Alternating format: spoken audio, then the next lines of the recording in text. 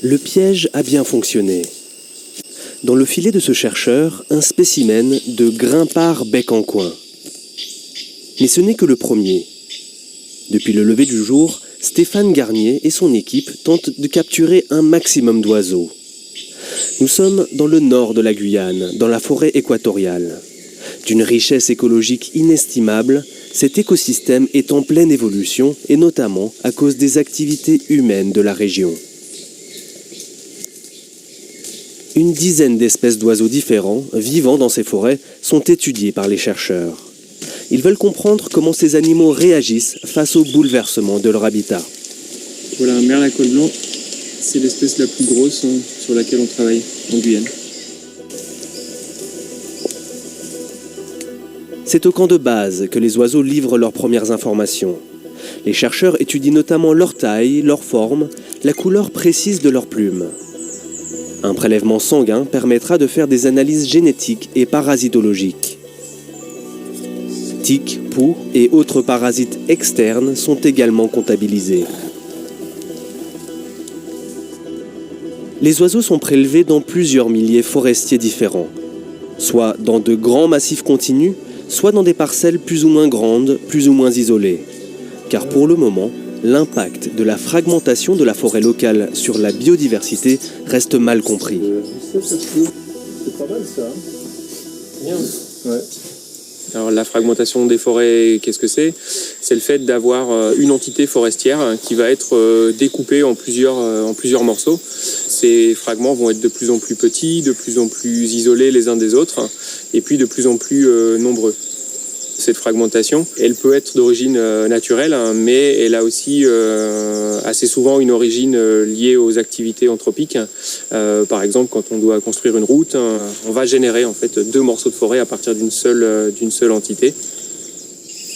La forêt équatoriale de Guyane, on l'appelle l'enfer vert. Et cet enfer perd progressivement du terrain, surtout dans la zone proche du littoral où se concentrent la plupart des activités humaines. Le département compte environ 250 000 habitants et d'ici 2030, la population devrait doubler. Les besoins en routes et en champs agricoles devront naturellement augmenter. La fragmentation de la forêt aussi. Donc ici on voit bien que ça a été coupé il n'y a pas très longtemps, il y a encore des tas de troncs et de branches calcinées, il y a même des endroits où ça fume encore un petit peu. Quand on est passé ici il y a à peu près un an, cette partie de la forêt était encore intacte, en fait c'était pas du tout coupé. Les chercheurs veulent comprendre les conséquences de cette fragmentation sur la diversité génétique des populations d'oiseaux, sur leur forme, leur couleur, sur leurs interactions avec les parasites. L'impact est-il différent si le fragment de forêt est plus ou moins isolé ? Ces questions, et surtout leurs réponses, ont un intérêt qui dépasse largement la communauté scientifique. Alors le projet peut apporter des éléments et des connaissances extrêmement précieuses pour les décideurs et pour les aménageurs. Et si on montre par exemple que ce qui est très important, c'est surtout la taille des fragments, ça veut dire qu'on peut se permettre de découper la forêt en différentes entités sans faire attention à leur connectivité, mais en essayant de préserver des fragments qui soient les plus grands possibles. Si à l'inverse, on montre que ce qui est important, c'est l'isolement des fragments, alors dans ce cas-là, on est moins obligé de faire attention à la taille des fragments. Par contre, il faudra être très vigilant sur le maintien ou la restauration de corridors écologiques qui permettront aux oiseaux de pouvoir se déplacer d'un fragment à l'autre.